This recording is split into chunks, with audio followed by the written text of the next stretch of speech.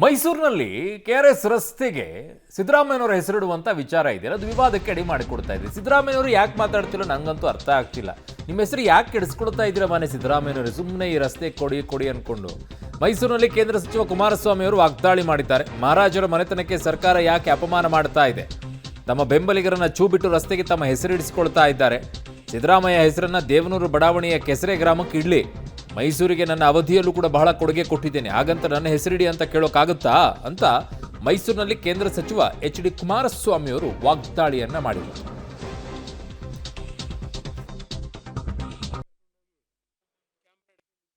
ಮೈಸೂರಿನ ಒಂದು ಪ್ರಮುಖವಾದಂಥ ಒಂದು ದೊಡ್ಡ ಸಮಸ್ಯೆ ಉದ್ಭವ ಆಗಿರೋದು ಮೈಸೂರಿನಲ್ಲಿ.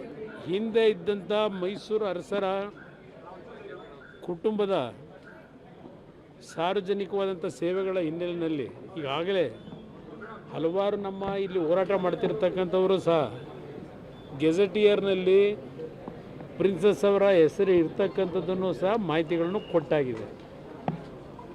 ಇಷ್ಟೆಲ್ಲ ಆದಮೇಲೂ ಸಹ ದಿನ ಪ್ರತಿಭಟನೆ ಮಾಡೋದು, ಆ ಬಿಸಿಲಲ್ಲಿ ಓಡಾಡೋದು, ನಿಮ್ಮನ್ನು ಬಿಸಿಲಲ್ಲಿ ಕರ್ಕೊಂಡೋಗಿ ಕ್ಯಾಮ್ರಾ ಹಿಡ್ಕೊಂಡು ನಿಂತ್ಕೊಳ್ಳಿ ಅನ್ನೋದು, ಇಷ್ಟೆಲ್ಲ ಯಾತಕ್ಕೆ ನಮ್ಮ ಮುಖ್ಯಮಂತ್ರಿಗಳು ಇನ್ನೂ ಜಾಣ ಮೌನದಲ್ಲಿದ್ದಾರೆ? ಏನು ಮುಖ್ಯಮಂತ್ರಿಗಳಿಗೂ ಸಹ ಆ ರಸ್ತೆಗೆ ಅವ್ರ ಹೆಸರು ಹಿಡ್ಕೋಬೇಕು ಅಂತ ಏನಾದರೂ ಭಾಳ ಮನಸ್ಸಿನಲ್ಲಿ ಸಂಕಲ್ಪ ತೊಟ್ಟಿದ್ದಾರಾ? ನಾನು ಕೇಳ್ತಕ್ಕಂಥ ಇಲ್ಲಿವರೆಗೆ ಕಳೆದ ಬಹುಶಃ 15 ದಿವಸ ಆಯಿತು, ಎಷ್ಟು ದಿವಸ ಆಯ್ತು ಈಗ ಇದು ಮಾನ್ಯ ಕೇಂದ್ರ ಮಂತ್ರಿಗಳು ಕುಮಾರಸ್ವಾಮಿ ಅವರು ವಾಗ್ದಾಳಿಯನ್ನು ಮಾಡಿದ್ದು. ಸಿದ್ದರಾಮಯ್ಯನವರು ಯಾಕೆ ವಿಚಾರದಲ್ಲಿ ಇನ್ನೂ ಸೈಲೆಂಟ್ ಆಗಿದ್ರೆ ನನಗೆ ಗೊತ್ತಾಗ್ತಿಲ್ಲ. ಯಾಕ್ರಪ್ಪ ನನ್ನ ಹೆಸರನ್ನು ಈ ರೀತಿಯಾಗಿ ಇಡಿ ಅಂತೇಳಿ ನನ್ನ ಜೊತೆಗೆ ವಿವಾದ ಮಾಡಿ ಇಟ್ಕೊಂಡ ಹೆಸರು ನಿಮಗಾದರೂ ಶೋಭೆ ಇರುತ್ತಾ ಮಾನ್ಯ ಸಿದ್ದರಾಮಯ್ಯನವರೇ? ಇಷ್ಟೊಂದು ವಿವಾದಾತ್ಮಕವಾಗಿ ಟೀಕೆಗಳಿಗೆ ಗುರಿ ಆದ ನಂತರ ನಿಮ್ಮ ಹೆಸರನ್ನು ಇಟ್ಟಿರೋದಕ್ಕೆ ಏನು ಪ್ರಯೋಜನ? ನಾಳೆ ವಿವಾದಾತ್ಮಕ ರಸ್ತೆ ಅಂತಲೇ ಕರೀತಾರೆ. ಯಾಕೆ ನಿಮ್ಮ ಹೆಸರಿಗೆ ಅದನ್ನು ಬಡ್ಕೊಳ್ತಾ ಇದ್ರೆ ಅರ್ಥ ಆಗ್ತಿಲ್ಲ ನನಗೆ. ಬೇರೆ ಕಡೆಗೆ ನೋಡಿ, ಇನ್ನೂ ಯಾವುದೋ ರಸ್ತೆ ಮಾಡಿರ್ತಾರೆ, ಹೆಸರು ಹಿಡದೇ ಇರುವಂಥ ರಸ್ತೆ, ಅಲ್ಲಿ ಇಡೀ ವಿವಾದಗಳು ಇರಬಾರ್ದು. ಆ ರೀತಿಯಾಗಿ ಹೆಸರುಗಳು ನಿಂತ್ಕೊಳ್ಬೇಕಲ್ಲಿ ಗಟ್ಟಿಯಾಗಿ.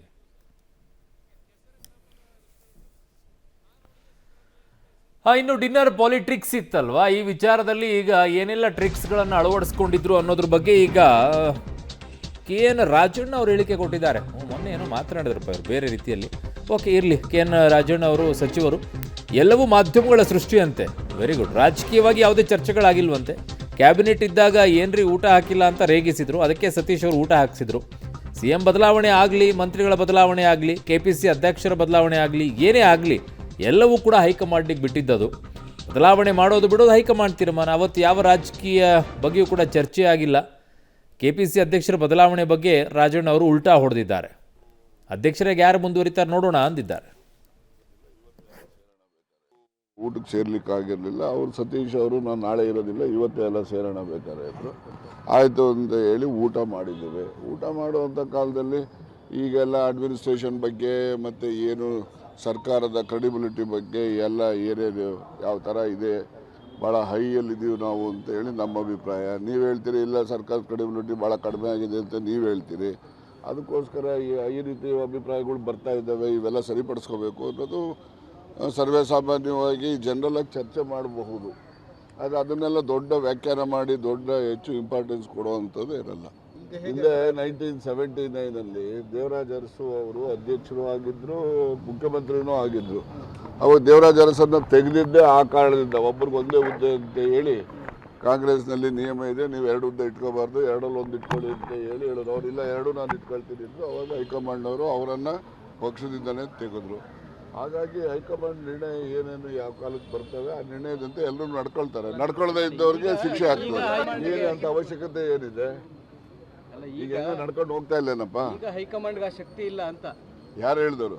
ಈಗ ಎಲ್ಲ ಕಾಲಕ್ಕಿಂತ ಹೆಚ್ಚು ಪ್ರಬಲವಾಗಿ ಶಕ್ತಿಯುತವಾಗಿ ಕಾಂಗ್ರೆಸ್